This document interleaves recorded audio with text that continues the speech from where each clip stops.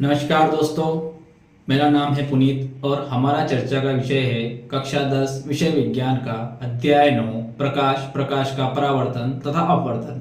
इस अध्याय में हम समझेंगे लेंस, जिसमें लेंस का परिचय और परिभाषा शामिल होगी। दूसरा बिंदु लेंस के प्रकारों के बारे में हम चर्चा करेंगे, जिसमें हम पढ़ेंगे उत्तल लेंस और अवतल लेंस के बारे में। तीसरा महत्वपूर्ण बिंदु हम लेंस से संबंधित पारभाषिक शब्दावली से परिचित होंगे और चौथे महत्वपूर्ण बिंदु के अंदर हम लेंस द्वारा प्रतिबिंब निर्माण की प्रक्रिया के बारे में जानकारी देंगे। चलिए चलते हैं हमारी नेक्स्ट स्लाइड पर। तो दूसरी स्लाइड में हम बात करते हैं लेंस, जिसमें लेंस का परिचय, लेंस की कुछ परिभाषाएं दी हुई है। पहली परिभाषा हमारी कहती है कांच की गोलाकार संरचना लेंस कहलाता है। यह पारदर्शी होता है और जिसे दोनों ओर से देखा जा सकता है। अर्थात लेंस जो होता है पारदर्शी होता है, अर्थात ट्रांसपेरेंट होता है। दूसरी परिभाषा, लेंस पारदर्शी कांच का एक टुकड़ा हो सकता है। जब प्रकाश का अपवर्तन घटित होता है तब ये इस पे आपतित होने वाली संपूर्ण किरणें या तो एक बिंदु पर केंद्रित हो जाती है या अलग अलग दिशाओं में फैल जाती है। अर्थात लेंस जो होता है किरणों को केंद्रित करने का या अपसारित करने का कार्य करता है। तीसरी परिभाषा के तहत दो सतहों से घिरे हुए एक पारदर्शक माध्यम को लेंस कहते हैं। दोनों सतहों में से कम एक से या दोनों सतह वक्राकार हो सकती है। अर्थात तीसरी परिभाषा का सामान्य सा अर्थ यह है कि लेंस के अंतर्गत न्यूनतम एक सतह वक्री होगी या दोनों भी वक्री हो सकती है। जैसा कि आप चित्र में देख पा रहे होंगे, पहले चित्र में दोनों सतहें जो है वो वक्री दिखाई दे रही है आपको। दूसरे और तीसरे चित्र में आपको एक सतह वक्री और दूसरी सतह समतल दिखाई दे रही होगी। दैनिक जीवन में लेंस के बहुत सारे उपयोग है। इसमें से कुछ महत्वपूर्ण उपयोग आपको मैं यहाँ दे रहा हूँ, जिसमें सबसे पहला महत्वपूर्ण उपयोग जो लेंसों का है वह है आंखों के दोष को ठीक करने के लिए लेंसों का इस्तेमाल किया जा सकता है। जैसा कि आप सभी देख रहे होंगे, मैंने खुद ने भी एक प्रकार का लेंस अपने आंखों पे लगा रखा है, क्योंकि मेरा नियर विजन जो है थोड़ा कम है। इस वजह से इस लेंस को यूज करके मैं अपनी दृष्टि दोष का निवारण कर रहा हूँ। अवतल लेंस का इस्तेमाल निकट दृष्टि दोष मायोपिया को ठीक करने के लिए किया। निकट दृष्टि दोष जिसमें हमें दूर का स्पष्ट नहीं दिखाई देता है, उसे हम निकट दृष्टि दोष या इंग्लिश में मायोपिया कहते हैं। इसके निवारण के लिए हम अवतल लेंस का उपयोग करते हैं। तीसरा बिंदु है उत्तल लेंस का इस्तेमाल दीर्घ दृष्टि दोष। दीर्घ दृष्टि दोष का मतलब होता है दूर दृष्टि दोष, जिसे इंग्लिश में कहते हैं हाइपरमेट्रोपिया। हाइपरमेट्रोपिया में हमें निकट की जो हमारी पास की जो दृष्टि होती है वो कमजोर होती है, हमें पास का जो दिखाई देता है वो स्पष्ट नहीं दिखाई देता है। इस रोग को कहते हैं दीर्घ दृष्टि दोष। ध्यान रखने की बात यह है, इन दोनों में थोड़ा इनवर्सली प्रोपोर्शनल होता है। जब हमें दूर का स्पष्ट नहीं दिखाई देता है तो उसे हम कहते हैं निकट दृष्टि दोष, और जब हमें पास का स्पष्ट नहीं दिखाई देता है तो उसे हम कहते हैं दीर्घ दृष्टि दोष। तो इस दोष को ठीक करने के लिए उत्तल लेंस का इस्तेमाल किया जाता है। लेंस का इस्तेमाल आवर्धक लेंस के रूप में भी किया जाता है। आपने देखा होगा या आप चित्र स्लाइड में देख रहे हैं, एक मैग्नीफाइंग ग्लास जो आपने बचपन में काम में लिया होगा। चित्रों को या छोटी चीजों को बड़ी देखने के लिए हम आवर्धित करने के लिए, मैग्नीफाई करने के लिए मैग्नीफाइंग ग्लास का यूज करते थे। तो इसमें भी एक प्रकार का हम लेंस इस्तेमाल करते थे, जो आपको स्लाइड में दिखाई दे रहा होगा। अगला है माइक्रोस्कोप और दूरबीन में भी लेंस का उपयोग किया जाता है। आपने देखा होगा, हमने बचपन में खिलौनों में या आप स्लाइड में देख रहे हैं इस प्रकार के दूरबीन हमने देखे होंगे। इन दूरबीनों में भी जो हमें दूर का पास में दिखाई देता है, यह भी हम एक लेंस प्रकार के लेंस की वजह से पॉसिबल हो पाता है। अगला बिंदु है सिनेमा के प्रोजेक्टरों और कैमरों में भी लेंस का इस्तेमाल किया जाता है। आजकल बहुत सी कॉमन सी हमारे सबकी आसपास हमारे स्कूलों में भी आजकल प्रोजेक्टर्स यूज होते हैं, जिसमें एक छोटा सा डिवाइस होता है और वो सामने दीवार पर एक बड़ा सा स्क्रीन पर प्रोजेक्ट करता है। तो इसमें भी एक प्रकार का लेंस लगा होता है, जो आपने आगे की तरफ उसके देखा होगा, गोलाई लिया होता है। उस लेंस की वजह से ही वो उस छोटी सी छवि को इतनी बड़ी रूप में उसको प्रोजेक्ट कर पाता है। तो नेक्स्ट बिंदु है कैमरों में छवि को फोकस करने और बड़ा करने के लिए भी उत्तल लेंस का इस्तेमाल किया जाता है। आपने देखा होगा, हम जब एंड्रॉइड फोन यूज करते हैं, इसके जो कैमरास आजकल आते हैं 64 मेगापिक्सल आते हैं, 102 मेगापिक्सल के कैमरे भी आजकल मोबाइल में अवेलेबल होते हैं। ये सभी जो होते हैं एक प्रकार के लेंस के यूज की वजह से ही मतलब फोटो को इतना अच्छे क्लियरिटी के साथ कैप्चर कर पाते हैं। तो इसमें भी हमें एक प्रकार से लेंसों का उपयोग किया जाता है। अगला बिंदु है दरवाजों में जासूसी छेद या झांकने के छेद के रूप में अवतल लेंस का इस्तेमाल किया जाता है। ये बहुत ही कॉमन चीज है। हमारे दरवाजे पे एक छोटा सा छेद बना होता है जिसमें एक प्रकार का लेंस लगा होता है। उस लेंस से हम झांक के जब हम बाहर देखते हैं तो हमें बाहर का बहुत बड़ा एरिया कवर होते हुए दिखाई देता है। ये भी जो प्रोसेस होती है एक लेंस की वजह से ही पॉसिबल हो पाती है। चलते हैं अगली स्लाइड में। अतः हम सारांशतः कह सकते हैं कि दो पृष्ठों से घिरा हुआ कोई पारदर्शी माध्यम जिसका कोई एक पृष्ठ या दोनों पृष्ठ गोलीय अथवा वक्री हो, लेंस कहलाता है। यह हमारे सामने लेंस की एक स्पष्ट परिभाषा है। एक बार फिर सुन लीजिए। दो पृष्ठों से घिरा हुआ कोई पारदर्शी माध्यम जिसका कोई एक पृष्ठ या दोनों पृष्ठ गोलीय अथवा वक्री हो, वह लेंस कहलाता है। किसी सामान्य कांच के लेंस होने के लिए 3 शर्तें आवश्यक है। देखिए, कांच भी पारदर्शी होता है पर हम कांच को तो लेंस नहीं कह सकते। तो एक कांच किस प्रकार से लेंस होगा, इसके लिए 3 शर्तें आपको दी गई है। सबसे पहली शर्त है वह पारदर्शी होना चाहिए, मतलब जो कांच होना चाहिए वो आर पार दिखने वाला ट्रांसपेरेंट होना चाहिए। दूसरी महत्वपूर्ण शर्त, उसका कम से कम एक पृष्ठ वक्री अथवा गोलीय, मतलब कम से कम उसकी एक पृष्ठ जो हो गोलाई लिए हुए हो तो हम उसे लेंस कह पाएंगे। तीसरा है, जब वह प्रकाश की किरणों को अपने में से गुजारे तो या तो अपवर्तन के पश्चात वो सभी किरणों को एक पॉइंट पर केंद्रित कर दे या सारी किरणों को अपवर्तन के पश्चात फैला दे, एक निश्चित दिशा में फैला दे। ये 3 शर्तें अगर कोई कांच का सामान्य कांच का टुकड़ा अगर फॉलो करता है तो उसे हम लेंस मान सकते हैं। अदरवाइज एक वो सिंपल सा कांच का टुकड़ा होगा। अगर 3 शर्तें लागू होती है तभी वह लेंस हो सकता है, अदरवाइज वो लेंस नहीं हो सकता है। चलिए अब हम आते हैं हमारे दूसरे बिंदु पर जिसमें हम बात करने वाले हैं लेंस के प्रकारों के बारे में। तो सामान्यतः जो लेंस होती है वो 2 प्रकार की होती है। पहली होती है उत्तल लेंस और दूसरी होती है अवतल लेंस। आपको स्लाइड में एक चित्र दिखाई दे रहा होगा जिसमें आप देखेंगे पहला उत्तल लेंस का चित्र है जिसमें उसकी दोनों सतह जो होती है वो वक्री होती है। देखिए इसमें उत्तल लेंस की क्या पहचान होती है। उत्तल लेंस की पहचान ये होती है कि उसके दोनों सिरे जो होते हैं वो पतले होते हैं। देख रहे होंगे आप इस प्रकार से दोनों सिरे जो होते हैं वो पतले होते हैं और बीच में से उत्तल लेंस जो होता है वो मोटाई लिए हुए बाहर की तरफ उभरा हुआ होता है। तो इस प्रकार का अगर कोई लेंस है तो वो उत्तल लेंस की श्रेणी में आता है। दूसरा जो हमारा लेंस होता है वो होता है अवतल लेंस। अवतल लेंस के बारे में हम देखिए विशेष बात क्या है, अवतल लेंस के जो होते हैं दोनों सिरे जो होते हैं वो मोटे होते हैं। देखिए आप दूसरा सिरे जो इसको दिखाई दे रहा है आपको मोटे होंगे और बीच का हिस्सा जो होगा अवतल लेंस का पतला होगा और अंदर की तरफ उभरा हुआ होगा। देखिए आप अंदर की तरफ उभरा हुआ दिखाई दे रहा होगा आपको अवतल लेंस। तो ये जो 2 तरह के लेंस हमारे होते हैं इन दोनों की आइडेंटिटी होती है। उत्तल लेंस जो होता है उसके दोनों सिरे पतले होते हैं और बीच वाला हिस्सा मोटा होता है और अवतल लेंस के दोनों सिरे जो होते हैं वो मोटे होते हैं और बीच वाला हिस्सा जो होता है वो पतला होता है और गोलाई अंदर की तरफ लिए हुए होता है। तो अगली स्लाइड में देख रहे होंगे लेंस की इन 2 मुख्य श्रेणियों को पुनः 3 उप श्रेणियों में भी विभाजित किया सकता है। ये आपको मैंने जो बताई वो लेंस की 2 मुख्य श्रेणियां होती है, उत्तल लेंस और अवतल लेंस। और इनकी डिजाइन के आधार पे उत्तल लेंस और अवतल लेंस पुनः 3 प्रकार के होते हैं। चूंकि ये हमारी उप श्रेणियां हमारे पाठ्यक्रम में शामिल नहीं है तो इनके बारे में केवल हम सामान्य सा परिचय, इनका नाम और इनके चित्र के बारे में बात करेंगे। जैसा कि आप स्लाइड में देख रहे होंगे उत्तल लेंस पुनः 3 प्रकार की होती है। पहला उभय उत्तल लेंस जिसका चित्र आपको दिख रहा होगा फर्स्ट में, उभय उत्तल लेंस दोनों तरफ से अगर उभरा हुआ है तो उसे हम उभय उत्तल लेंस कहते हैं। दूसरा होता है समतल उत्तल लेंस। समतल उत्तल लेंस में एक सिरा जो होगा वो उभरा हुआ होगा और दूसरा सिरा जो होगा वो समतल होगा, इसे हम कहते हैं समतल उत्तल लेंस। तीसरा जो लेंस उत्तल लेंस होता है वो होता है जिसका एक सिरा तो उभरा हुआ होता है बाहर की तरफ और दूसरा सिरा अंदर की तरफ अवतल टाइप से होता है। तो इस लेंस को हम कहते हैं अवतल उत्तल लेंस। तो ये है उत्तल लेंस के 3 प्रकार के बारे में हमने बात की। इसी प्रकार अवतल लेंस जो होता है, अवतल लेंस भी पुनः 3 प्रकार का होता है। इसके बारे में आप देखिए, पहला होता है उभय उत्तल लेंस या द्वि अवतल लेंस भी इसे कहते हैं। देखिए आप फर्स्ट में देख रहे होंगे इसमें दोनों तरफ के जो सिरे होते हैं वो दोनों तरफ से अंदर की तरफ उभरे हुए होते हैं या बीच में आप कहते हैं स्टैंडर्ड जिसे हम अवतल लेंस कहते हैं उस प्रकार के इसे हम द्वि अवतल लेंस कहते हैं। दोनों सिरे जो होते हैं इसके अवतल होते हैं, अंदर की तरफ उभरे हुए होते हैं।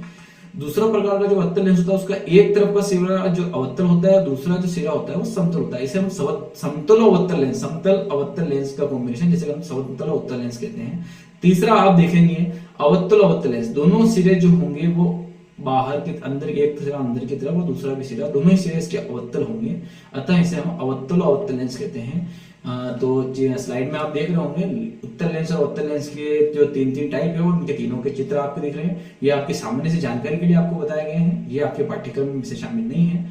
इन केस कोई 1 लाइनर क्वेश्चन आता है तो उस जानकारी के लिए आपके लिए काम के होंगे। चलिए तो अब हम चर्चा करेंगे उत्तल लेंस के बारे में डिटेल जानकारी। उत्तल लेंस के बारे में हम डिटेल जानकारी के बारे में बात करेंगे।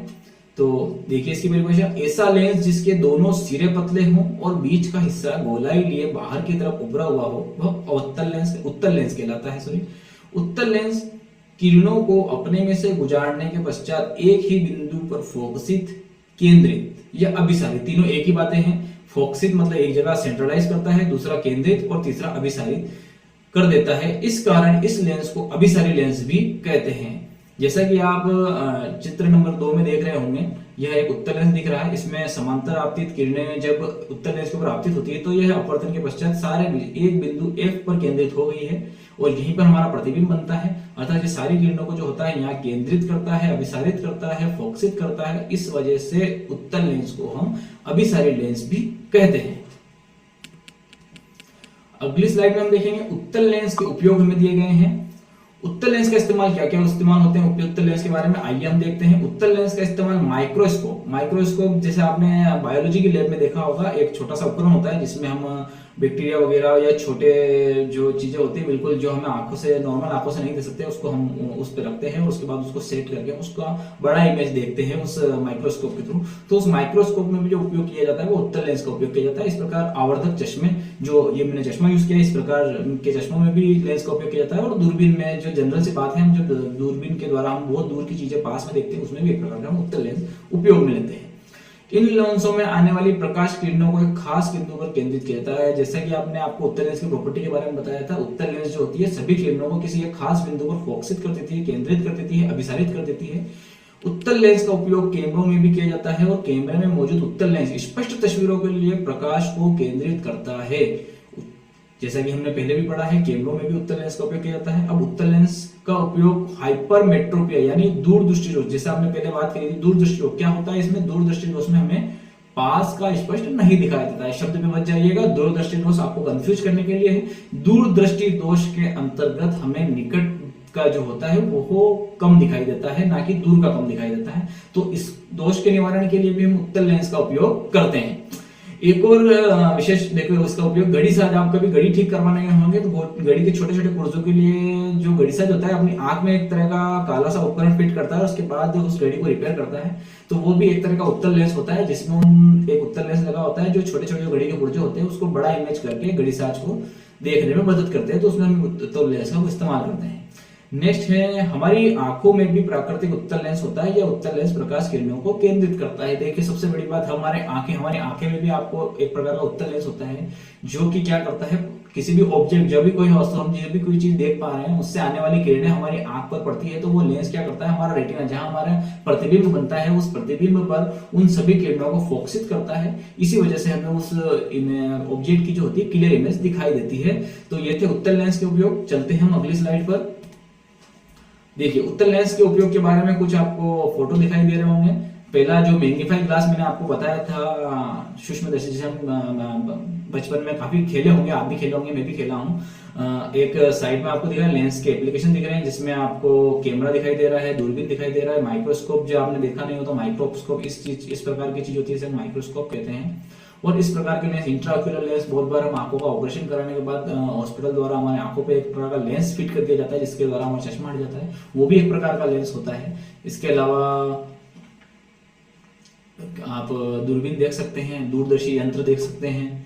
तो ये थे हमारे उत्तल लेंस के उपयोग। चलते हैं हम अगले स्लाइड में, अगले टॉपिक पर, अवत्तल लेंस। अब हम बात करने वाले हैं अवत्तल लेंस के बारे में। ऐसा लेंस जिसके दोनों सिरे मोटे हो एवं बीच का हिस्सा गोलाई अंदर की तरफ पतला हो वह अवत्तल लेंस कहलाता है। जैसा कि आप चित्र में देख पा रहे हैं, इसका दोनों सिरे जो है मोटे हैं और बीच का सिरा जो है पतला है, अंदर की तरफ गोलाई लिए हुए। तो इस प्रकार के लेंस को जो कहते हैं हम अवत्तल लेंस कहते हैं। क्या कहते हैं? अवत्तल लेंस। अब देखिए इसकी क्या प्रॉपर्टी, ऐसा लेंस किरणों को अपने में से गुजारने के पश्चात क्या करता है, फैला देता है, अलग अलग दिशाओं में, निश्चित दिशाओं में फैला देता है। इस कारण इस लेंस को अपसारी लेंस, अर्थात फैला देने की जो प्रक्रिया होती है उससे हम अपसारित करना कहते हैं। अपसारी मतलब फैला देना होता है। तो इस प्रकार के लेंस को जो हम कहते हैं अपसारी लेंस कहते हैं। और इन फैली हुई किरणों की क्या प्रॉपर्टी, इन फैली, देखो जिस चित्र में आपको किरण चित्र दिख रहा है, इसमें जब ये समांतर आपतित किरणें अपवर्तित होती है तो ये लेंस देखो इस दिशा में फैल गई, अपसारित हो गई। अब इन दिशाओं को जब हम पीछे, ये डॉटेड लाइन जो है काल्पनिक है, हम इसको जैसे पीछे की तरफ बढ़ाएंगे तो ये किरणें दोनों यहाँ मिलती हुई प्रतीत होगी। अर्थात जो हमारा प्रतिबिंब जो होगा वो यहाँ बनेगा। ये मिलता हुआ प्रतीत, मतलब ये किरणें काल्पनिक रूप से मिल रही हैं, वास्तव में एक दूसरे को नहीं काट रही हैं, तो हमारा इमेज जो बनेगा वो यहाँ बनेगा। तो ये क्या करता है, किरणों को फैला देता है और इसको पीछे की तरफ बढ़ाने पर एक बिंदु से आती हुई प्रतीत होती है। और ये बिंदु जो होता है कौन क्या होता है, फोकस होता है। अर्थात अपसारी लेंस क्या करता है, अवतल लेंस ये करता है कि किरणों को अपवर्तन के पश्चात अलग अलग दिशाओं में फैला देता है। उन किरणों को जब हम पीछे काल्पनिक रूप से बढ़ाते हैं तो वो एक बिंदु से आती हुई प्रतीत होती है। इस बिंदु को अवतल लेंस का फोकस बिंदु कहते हैं। तो जब आप देख रहे हैं हम यहाँ इन किरणों को पीछे की साइड बढ़ाते हैं, मतलब हम यहाँ एक पृष्ठ रखकर इस प्रतिबिंब को वास्तविक रूप से प्राप्त नहीं कर सकते हैं। तो ये जो प्रतिबिंब अवतल लेंस के द्वारा बनता है, यह एक प्रतिबिंब आभासी प्रकार का प्रतिबिंब होता है और यह बहुत छोटा बनता है। तो अवतल लेंस की सबसे मेन प्रॉपर्टी ये होती है, इसके द्वारा जो हमें प्रतिबिंब प्राप्त होता है वो आभासी होता है, वो वास्तविक नहीं होता है, वो इमेजिनरी होता है। चलिए हम नेक्स्ट स्लाइड में चलते हैं। अब हम देखेंगे अवतल लेंस के उपयोग। अवतल लेंस के बहुत सारे उपयोग हैं। आपने उत्तल लेंस के जिस प्रकार से उपयोग देखेंगे उसी प्रकार हम अवतल लेंस के बारे में बात करते हैं। तो निकट दृष्टि दोष, निकट दृष्टि दोष, फिर आपको कह रहा हूं शब्द के मत जाइए। निकट दृष्टि दोष, निकट दृष्टि दोष मतलब हमें दूर का स्पष्ट नहीं दिखाई देना, इस दोष को कहते हैं निकट दृष्टि दोष। और इसको ठीक करने के लिए हम चश्मे में क्या लगाते हैं, अवतल लेंस लगा देते हैं।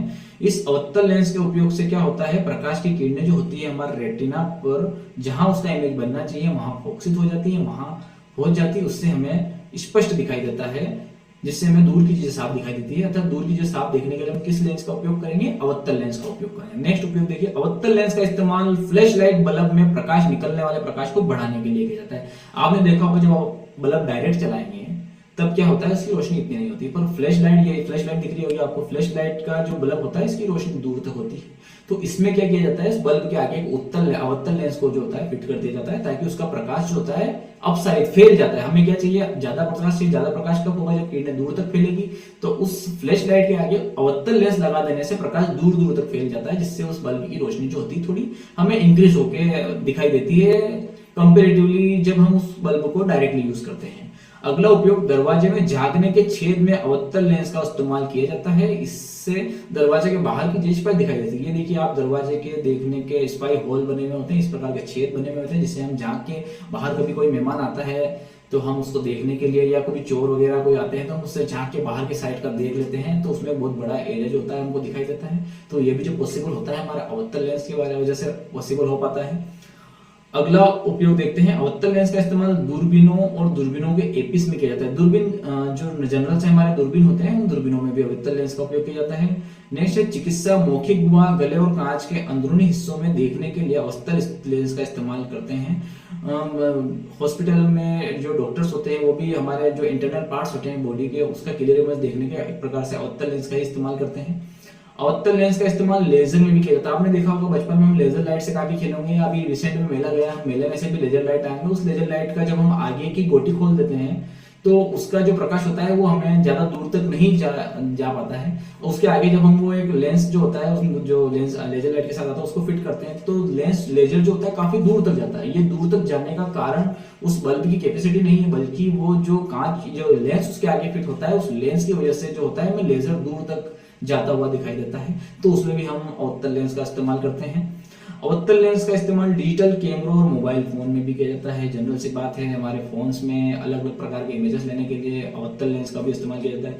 अवतल लेंस का इस्तेमाल आवर्धक चश्मों में, जैसा कि आपने देखा है दूरदृष्टि दोष या निकट दृष्टि दोष, अभी हमने बात करी निकट दृष्टि दोष, जब हमें दूर का स्पष्ट नहीं दिखाई देता तो उसके निवारण के लिए भी हम जो चश्मे पहनते हैं उसमें अवतल लेंस का उपयोग किया जाता है। अब अवतल लेंस का उपयोग यौगिक सूक्ष्मदर्शी में किया जाता है। यौगिक सूक्ष्मदर्शी जो होता है वो केमिकल लैब्स में काम में आता है। जब हम इस विषय के बारे में हम फिर कभी चर्चा करेंगे, यह काफी डीप विषय है। तो चलते हैं अगले चर्चा के बारे में।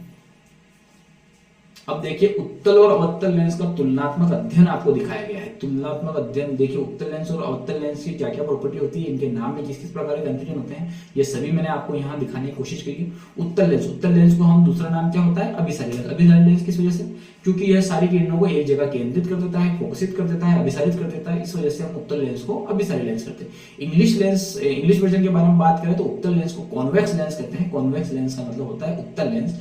और कन्वर्जिंग का मतलब होता है केंद्रित कर देना, एक जगह अभिसारित कर देना, इसलिए इसको कन्वर्जिंग लेंस, अभिसारी लेंस भी कहते हैं। इसी प्रकार अवतल लेंस को हम दूसरा नाम क्या देखते हैं, अपसारी लेंस इस वजह से क्योंकि वह किरणों को अलग अलग दिशाओं में फैला देता है, अपसारित कर देता है, इस वजह से हम उस लेंस को अपसारी लेंस या अवतल लेंस कहते हैं। इंग्लिश वर्जन के बारे में बात करें तो अवतल लेंस को इंग्लिश में कहते हैं कॉनकेव लेंस और अपसारी लेंस का इंग्लिश वर्जन होता है डाइवर्जिंग लेंस, मतलब किरणों को फैला देने वाला लेंस, डाइवर्जिंग लेंस।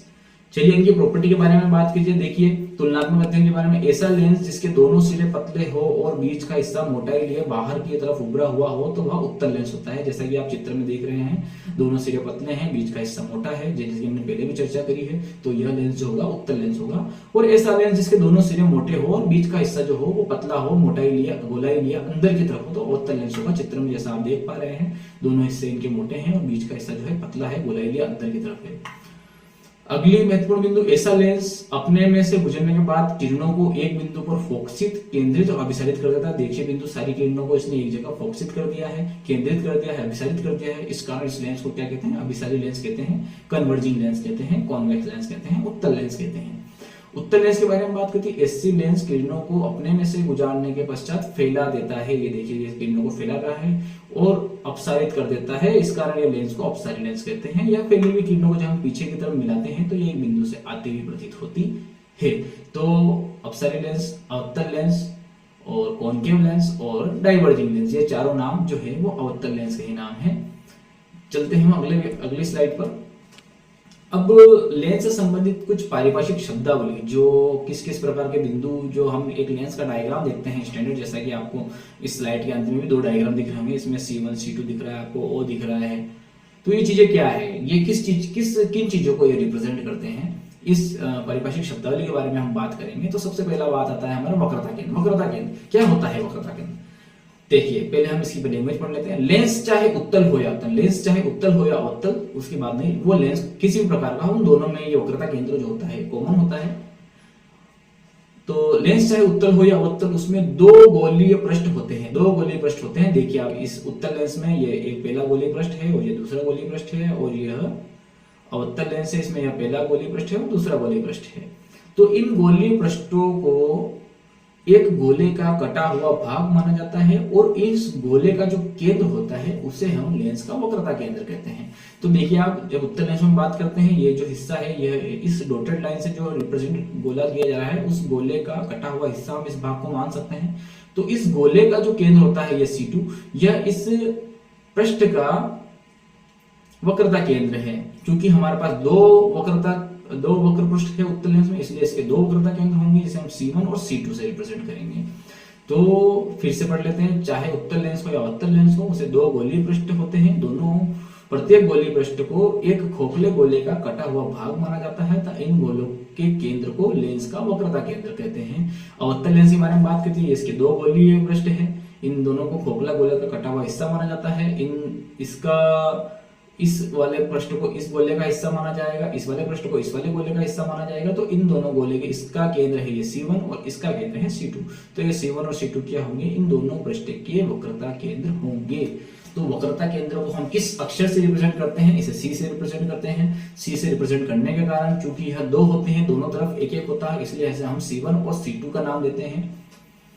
तो चलते हैं अगले बिंदु के बारे में। अगला बिंदु क्या है हमारा, मुख्य अक्ष। मुख्य अक्ष क्या होता है, देखिए लेंस के दोनों वक्रता केंद्र, अभी हमने बात करी लेंस के दोनों वक्रता केंद्र C1 और C2 के बारे में। C1 और C2 से गुजरने वाली काल्पनिक रेखा, जैसे आप येलो लाइन देख रहे होंगे चित्र में, यह काल्पनिक रेखा है जो C1 और C2 से जुड़ी। इस काल्पनिक रेखा को हम कहते हैं मुख्य अक्ष, जो लेंस के बिल्कुल बीच में से होकर गुजरती है। इस काल्पनिक रेखा को हम कहते हैं मुख्य अक्ष कहते हैं। अगला जो होता है वो है हमारा प्रकाशीय केंद्र। प्रकाशीय केंद्र के बारे में आप बात करें, प्रकाशीय केंद्र लेंस का केंद्रीय बिंदु, इसका प्रकाशीय केंद्र कहलाता है। इससे प्राय हम O अक्षर से निरूपित करते हैं। लेंस के प्रकाशीय केंद्र से गुजरने वाली प्रकाश किरण बिना किसी विचलन के सीधी निकल जाती है। देखिए आप लेंस अवतल लेंस और उत्तल लेंस देख रहे हैं, इसका जो ये सेंटर बिंदु है जहां प्रकाशीय मुख्य अक्ष गुजरता है, और ये जो सीधी रेखा जहां कटती है, कटान बिंदु होता है, जो लेंस का केंद्र बिंदु जो होता है उसे प्रकाशीय केंद्र कहते हैं। और प्रकाशीय केंद्र की एक बहुत विशिष्ट प्रॉपर्टी होती है, इससे अगर कोई भी किरण गुजरती है तो वह कोई भी लेंस हो, चाहे उत्तल लेंस हो या अवतल लेंस हो, इस प्रकाशीय केंद्र से किरण गुजरने के पश्चात वो किसी भी दिशा में ना तो मुड़ती है ना केंद्रित होती है, वो जिस दिशा से आई है उसी दिशा में सीधी सीधी निकल जाती है। जैसा कि हम आगे और भी चर्चा करेंगे, यह प्रकाशीय केंद्र की एक विशिष्ट प्रॉपर्टी है जिसके बारे में हमने बात की है। तो अब हम बात करते हैं फोकस बिंदु और फोकस दूरी के बारे में। वह बिंदु जिस पर समांतर आपतित किरणें अपवर्तन के पश्चात एकत्रित, अभिसारित या केंद्रित हो जाती है या फैल जाती है, अपसारित हो जाती है। देखिए यहाँ हमारे पास दो प्रकार के लेंस है, पहले आप समझिए उत्तल लेंस और अवतल लेंस। दोनों में फोकस बिंदु तो समान होता है परंतु उसकी प्रॉपर्टी अलग अलग होती है। उत्तल लेंस की प्रॉपर्टी के अनुसार क्या होता है, सारी किरणें एक बिंदु पर केंद्रित हो जाती है। तो उत्तल लेंस में जिस बिंदु पर सारी किरणें केंद्रित होगी उस बिंदु को तो हम कहेंगे उत्तल लेंस का फोकस बिंदु। और अवतल लेंस में क्या होता है, जब कोई किरणें आपतित होती है तो अपवर्तन के पश्चात वो अलग अलग दिशाओं में फैल जाती है, तो उन्हें पीछे जब हम बढ़ाते हैं तो वो एक बिंदु से आती हुई प्रतीत होती है। तो वो आती हुई प्रतीत होने वाला जो बिंदु होता है वो अवतल लेंस का फोकस बिंदु होता है। तो ये जो परिभाषा दी गई है आपको, एक कॉमन परिभाषा दी गई है, एक बार फिर पढ़ते हैं हम इसको। वह बिंदु जिस पर समांतर आपतित किरणें अपवर्तन के पश्चात एकत्रित, केंद्रित या विसारित हो जाती है, ये हो गई हमारे उत्तल लेंस की बात, या फैल जाती है, अपसारित हो जाती है और पीछे बढ़ाने पर एक बिंदु से आती हुई प्रतीत होती है, यह है हमारी अवतल लेंस की बात। उस बिंदु को लेंस का फोकस बिंदु कहते हैं। जैसा कि हम जानते हैं उत्तल लेंस में अपवर्तन के पश्चात एक बिंदु पर केंद्रित या विसारित हो जाती है, अतः उत्तल लेंस में जो बिंदु जिस पर सारी किरणें एकत्रित होती है उसे हम उत्तल लेंस का फोकस बिंदु कहते हैं। और अवतल लेंस में अपवर्तन के पश्चात क्या होता है, किरणें फैल जाती है और उन्हें पीछे बढ़ाने पर एक बिंदु से आती हुई प्रतीत होती है, तो इस आती हुई प्रतीत होने वाले बिंदु को हम कहते हैं अवतल लेंस का फोकस बिंदु। चलिए अब हम नेक्स्ट बात करते हैं फोकस दूरी के बारे में। तो चलते हैं हमारी नेक्स्ट स्लाइड के बारे में। लेंस में दो वक्रता पृष्ठ होते हैं, जैसे कि आप देखें लेंस में हमेशा दो वक्र पृष्ठ होंगे, चाहे वह उत्तल हो या अवतल। उत्तल में दोनों वक्र पृष्ठ जो होंगे बाहर के उभरे हुए होंगे और अवतल में जो होंगे दोनों पृष्ठ अंदर की तरफ उभरे हुए होंगे। तो इन वक्रता पृष्ठों हर पृष्ठ का जो होता है वो एक फोकस बिंदु होता है, अर्थात हर लेंस के दो फोकस बिंदु होते हैं जो दो लेंस के दोनों तरफ होते हैं। फोकस बिंदु को जो हम रिप्रेजेंट करते हैं वो एफ से रिप्रेजेंट करते हैं, जैसा कि हम वक्रता केंद्र को सी से करते हैं, तो दो वक्रता केंद्र होने पर हम C1 C2 करते हैं। उसी प्रकार फोकस को हम एफ से रिप्रेजेंट करते हैं, तो दो फोकस होने की वजह से उसे भी हम F1 और F2 के रूप में लिखते हैं। लेंस के दोनों ओर फोकस प्रकाशीय केंद्र से समान दूरी पर होते हैं, अर्थात दोनों तरफ जो फोकस बिंदु होते हैं वो प्रकाशीय केंद्र। प्रकाशीय केंद्र क्या होता है, हमारे लेंस का सेंटर बिंदु, जहां से मुख्य अक्ष जो गुजरता है उस सेंटर बिंदु से जो होता है फोकस जो होते हैं दोनों तरफ समान दूरी पर होते हैं।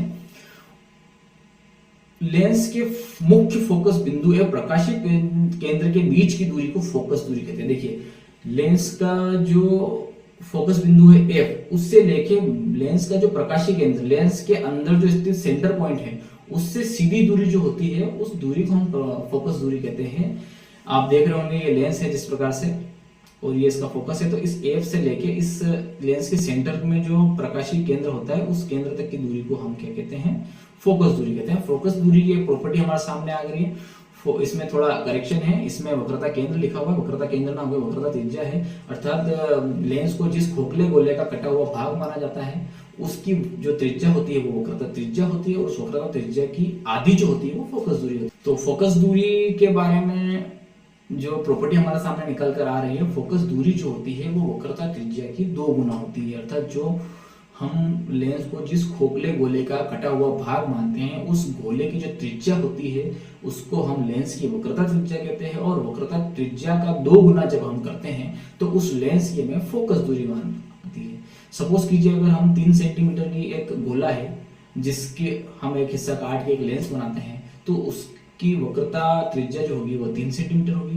अब हमें उसकी फोकस दूरी निकालनी है तो फोकस दूरी को हम 3 को डबल कर देंगे, 3 दूना 6, मतलब उसकी फोकस दूरी जो होगी वो 6 सेंटीमीटर की होगी। इस प्रकार से हम फोकस दूरी का कैलकुलेशन करते हैं। अब चलते हैं हमारी नेक्स्ट स्लाइड पर, अगले बिंदु पर।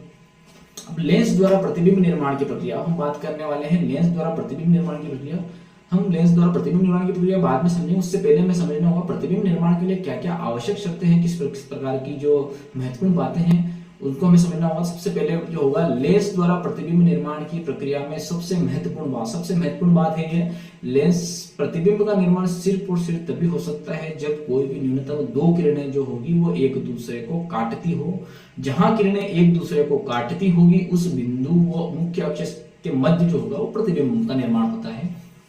अर्थात किसी भी ऑब्जेक्ट से अगर एक सिंगल किरण अगर आ रही है तो उस केस में प्रतिबिंब का निर्माण नहीं हो सकता है, क्योंकि कहीं पे भी दो किरणें एक दूसरे को जब तक नहीं काटती तब तक प्रतिबिंब नहीं बन सकता है। उसी प्रकार अगर दो किरणें आ रही है और वो दो समांतर रूप से निकल जाती है, एक दूसरे को नहीं काटती, तो भी प्रतिबिंब का निर्माण बिल्कुल नहीं हो सकता है। इन परिस्थितियों के बारे में भी हम अभी उत्तल या अवतल लेंस के बारे में जब हम प्रतिबिंब निर्माण की प्रक्रिया में करेंगे तब हम सब और गहराई से समझेंगे। फिलहाल के लिए आप समझे, जब तक दो किरणें किसी वस्तु से हम किसी बिंब से हम जब तक नहीं लेते हैं और दोनों किरणें जब तक नहीं कटती है तब तक प्रतिबिंब का निर्माण नहीं हो सकता है। ये सबसे महत्वपूर्ण बात है प्रतिबिंब निर्माण के लिए। दूसरी महत्वपूर्ण, जिन प्रतिबिंबों को हम पर्दे पर प्राप्त कर सकते हैं उन्हें वास्तविक प्रतिबिंब कहते हैं। और वास्तविक प्रतिबिंब जो होते हैं वो सदैव उल्टे होते हैं। ध्यान रखिए, वास्तविक प्रतिबिंब सदैव उल्टे होंगे। जिन प्रतिबिंबों को हम पर्दे पर प्राप्त नहीं कर सकते हैं उन प्रतिबिंबों को आभासी प्रतिबिंब कहते हैं, और आभासी प्रतिबिंब जो होते हैं सदैव सीधे होते हैं। जिन प्रतिबिंबों को हम पर्दे पर नहीं पा सकते, अर्थात जो प्रतिबिंब काल्पनिक होते हैं हम उससे रियलिटी में प्राप्त नहीं कर सकते हैं, उन प्रतिबिंबों को हम आभासी प्रतिबिंब कहते हैं। और आभासी प्रतिबिंब जो होते हैं वो हमेशा सीधे होते हैं। अगला है, उत्तल लेंस से आभासी और सीधा प्रतिबिंब केवल एक ही स्थिति में प्राप्त किया जा सकता है, जब वस्तु लेंस के फोकस व लेंस के मध्य स्थित हो। इस बिंदु के बारे में हम जब प्रतिबिंब निर्माण करेंगे तब बात करेंगे। अवतल लेंस द्वारा अपवर्तन के पश्चात किरणें फैल जाती है और इनके पीछे बढ़ाने पर यह एक बिंदु से आती हुई प्रतीत होती है। अतः काल्पनिक बिंदु पर हम पर्दा नहीं रख सकते हैं। इस वजह से वहां जो प्रतिबिंब प्राप्त होता है वो एक आभासी प्रतिबिंब होता है, और यह आभासी प्रतिबिंब जो होता है सीधा प्रतिबिंब होता है। अवतल लेंस के बारे में हमने उनकी प्रॉपर्टी पढ़ी है कि किरणों को जब हम पीछे की साइड बढ़ाते हैं तो एक इमेजिनरी बिंदु हमें प्राप्त होता है, जैसे फोकस बिंदु कहते हैं। उस बिंदु पर जब हम वो एक काल्पनिक बिंदु, उस काल्पनिक बिंदु पर हम किसी प्रकार का पर्दा रखकर उस प्रतिबिंब को वास्तविक रूप से प्राप्त नहीं कर सकते हैं। इस वजह से ये जो प्रतिबिंब होता है काल्पनिक प्रतिबिंब होता है, इसे आभासी प्रतिबिंब कहते हैं, और ये प्रतिबिंब जो होता है सीधा होता है। ये थी हमारी प्रतिबिंब निर्माण के लिए आवश्यक बातें जो हमें ध्यान होनी चाहिए। चलिए हम आगे चलते हैं अगली स्लाइड पर। चलिए अब आ चुके हैं हम अगली स्लाइड पर। उत्तल लेंस द्वारा प्रतिबिंब निर्माण की प्रक्रिया। उत्तल लेंस के द्वारा प्रतिबिंब निर्माण किस प्रकार से होता है इस बारे में हम बात करेंगे। सबसे पहले हमें उत्तल लेंस द्वारा प्रतिबिंब निर्माण के लिए जो नियम होते हैं उन नियमों के बारे में बात करनी पड़ेगी। देखिए, हमने आपको पहले बताया जब तक कि दो किरणें एक दूसरे को नहीं काटती है तब तक प्रतिबिंब निर्माण नहीं हो सकता है। तो इन दो किरणों को हमें किस प्रकार से लेना है, ये दो किरणें कौन सी होगी और इनकी क्या प्रॉपर्टी होगी, इसके लिए हमें ये तीन नियम जो आपको स्क्रीन पर दिखाई दे रहे हैं इनके बारे में चर्चा करनी होगी। सबसे पहला नियम, उत्तल लेंस के मुख्य अक्ष के समांतर गमन करने वाली एक आपतित किरण अपवर्तन के पश्चात दूसरी ओर फोकस बिंदु से होकर गुजरती है। यह उत्तल लेंस की प्रॉपर्टी के बारे में हमने पहले भी बात करी। जब भी कोई किरण उत्तल लेंस पर समांतर, मुख्य अक्ष जो होता है हमारा, मुख्य अक्ष के समांतर आपतित होगी तो समांतर आपतित होने के पश्चात अपवर्तन के पश्चात वो किरण क्या होगी, मुख्य फोकस से होकर गुजरेगी। तो जब भी आप प्रतिबिंब निर्माण करेंगे सबसे पहली किरण जो होगी वो आपको मुख्य अक्ष के समांतर आपतित लेनी होगी, और समांतर आपतित किरण जो होगी अपवर्तन के पश्चात फोकस से होकर गुजरेगी। इस नियम को फॉलो करते हुए आपको पहली किरण का किरण आरेख बना लेना है। अब दूसरी किरण, उत्तल लेंस के प्रथम मुख्य फोकस से गुजरने वाली एक आपतित किरण अपवर्तन के पश्चात मुख्य अक्ष के समांतर निर्गत होती है। जो पहला नियम है यह उसका ही कॉन्वर्सली है। जब हम कोई किरण मुख्य फोकस से होकर लेंस की तरफ भेजेंगे तो वह अपवर्तन के पश्चात क्या होगी, मुख्य अक्ष के समांतर हो जाएगी। यह इस जो पहला नियम है उसी का विपरीत रूप है। पहले नियम में हमने कहा कि एक किरण समांतर आपतित होगी तो मुख्य अक्ष से होकर गुजरेगी, फोकस से होकर गुजरेगी, और दूसरा नियम ये कहता है अगर फोकस से आपतित होगी तो वो मुख्य अक्ष के समांतर हो जाएगी अपवर्तन के पश्चात। सामान्य सी बात है। तीसरा नियम कहता है लेंस के प्रकाशीय किरण। अब हम बात कर रहे हैं दूसरी किरण। दूसरी किरण हमें किस प्रकार लेनी है। अब हम जब दूसरी किरण करेंगे, दूसरी किरण के लिए हम ये प्रॉपर्टी, प्रकाशीय जो केंद्र होता है उसकी प्रॉपर्टी लेते हैं। प्रकाशीय केंद्र की प्रॉपर्टी हमने पहले पढ़ी है कि प्रकाशीय केंद्र से पर आपतित होने वाली किरण बिना किसी विचलन के सीधी उसी दिशा में ही निर्गत हो जाती है। अर्थात कोई किरण हम जब बिंब से प्रकाशिक केंद्र पर आपतित करेंगे उसकी दिशा में किसी प्रकार का कोई विचलन नहीं होगा, वह जिस दिशा में आ रही है उसी दिशा में वो चली जाएगी। तो ये दो किरणें आपके सामने हैं। इन दो किरणों का हम हर स्थिति में किरण आरेख जब बनाते हैं तो इन किरणों का आगे पीछे बनाने पर जिस भी बिंदु पर ये दोनों किरणें एक दूसरे को काटती है तो उस कटान बिंदु पर और मुख्य अक्ष के बीच में प्रतिबिंब का निर्माण होता है, जिससे हम किरण आरेख पढ़ेंगे। तो ये तीन नियम आपको विशेष करके समझने होंगे। पहला नियम, जब लेंस के मुख्य अक्ष के समांतर कोई किरण आपतित होती है तो वह फोकस से होकर गुजरेगी, और फोकस से अगर कोई किरण आपतित हो रही है तो मुख्य अक्ष के समांतर हो जाएगी। और तीसरा, जो किरण प्रकाशिक केंद्र पर आपतित होगी वो बिना मुड़े सीधे निकल जाएगी बिना किसी विचलन के। ये तीन नियम आपको समझने होंगे। अब आप ये टेबल देख रहे होंगे, ये टेबल आपकी बुक्स में भी अवेलेबल होगी।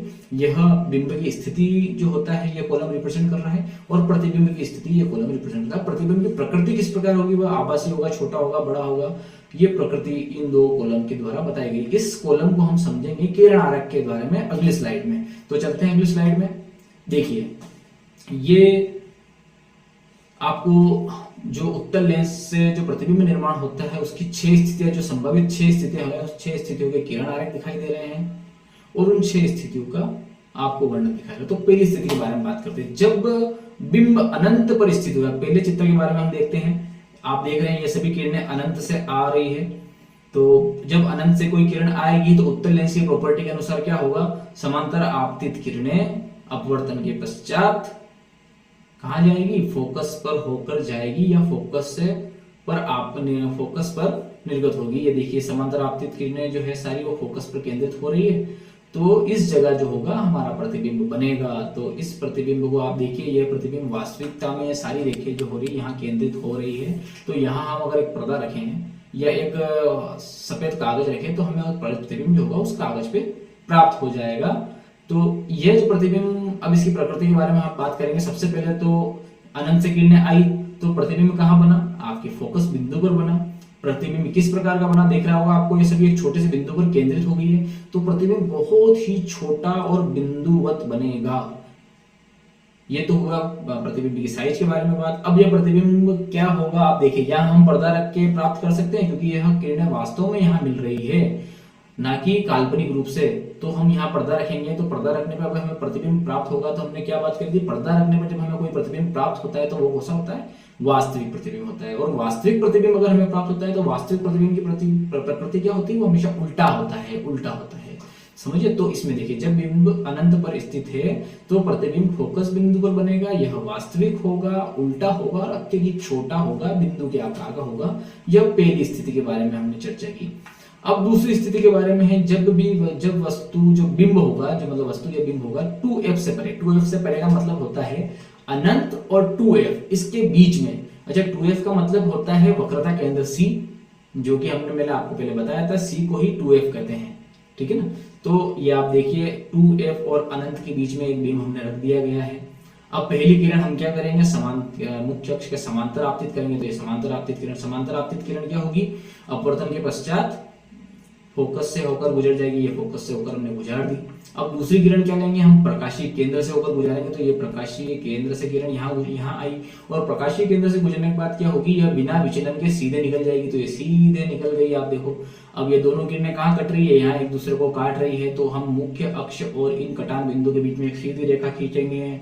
इस सीधी रेखा को क्या कहेंगे हम, बिंब कहेंगे, प्रतिबिंब कहेंगे। ये जो है हमारा प्रतिबिंब की स्थिति है। तो देखिए, ये प्रतिबिंब कैसा है, देखिए, बिंब ऊपर की दिशा में है और बिंब कैसा, उल्टा बना नीचे की तरफ है। मतलब ये क्या है, उल्टा है। उल्टा है तो यह कौन सा प्रतिबिंब होगा, वास्तविक प्रतिबिंब होगा। वास्तविक प्रतिबिंब होगा, इसका आकार देखिए, यह वस्तु से छोटा होगा। प्रतिबिंब तो बड़ा होगा पहले की तुलना में, पर यह वस्तु से अभी भी छोटा होगा। तो हमारी दूसरी स्थिति, जब भी 2f से परे हो या अनंत से 2f के मध्य हो तो प्रतिबिंब भी 2f के परे होता है। अब देखिए, प्रतिबिंब भी क्या हो रहा है, 2f और f के मध्य, अर्थात 2f से परे बन रहा है, f और 2f के मध्य बन रहा है। तो ये हुई हमारी दूसरी स्थिति।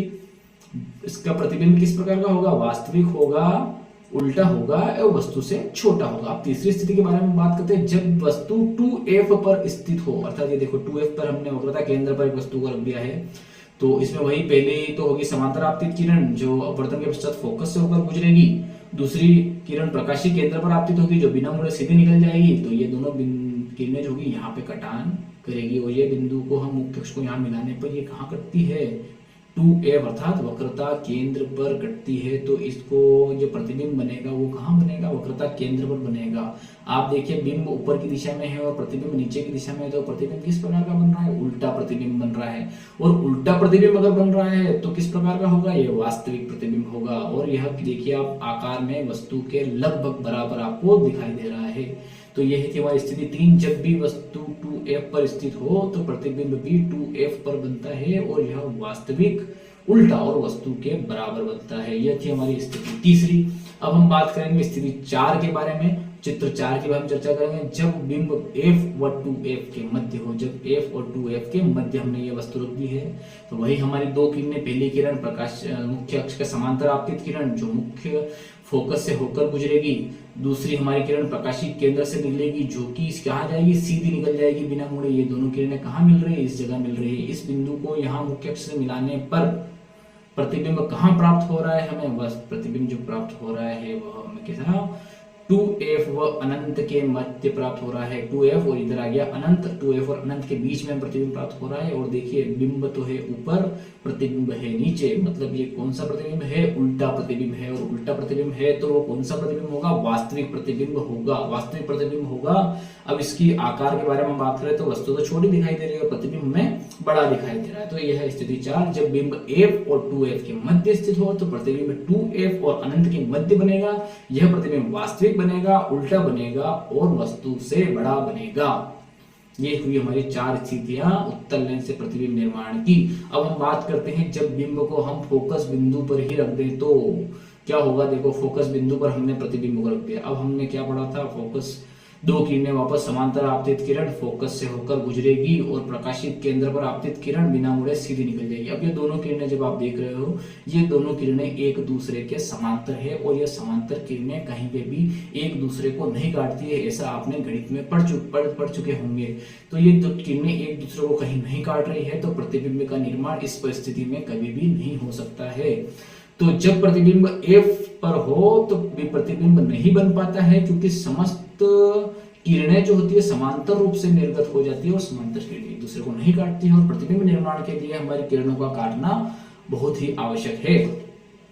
अब छठी स्थिति के बारे में हम बात करते हैं। जब बिंब फोकस F पर F व लेंस के मध्य रख दिया। हम फोकस बिंदु F जो यहाँ है और लेंस है, इसके मध्य में अगर कोई वस्तु रख देते हैं तो देखिए इसका प्रतिबिंब, पहली किरण समांतर आपतित किरण अपवर्तन के पश्चात सीधी निकल जाएगी, दूसरी प्रकाशिक केंद्र से निकल जाएगी। ये दोनों किरणें भी एक दूसरे के समांतर, लगभग समांतर है।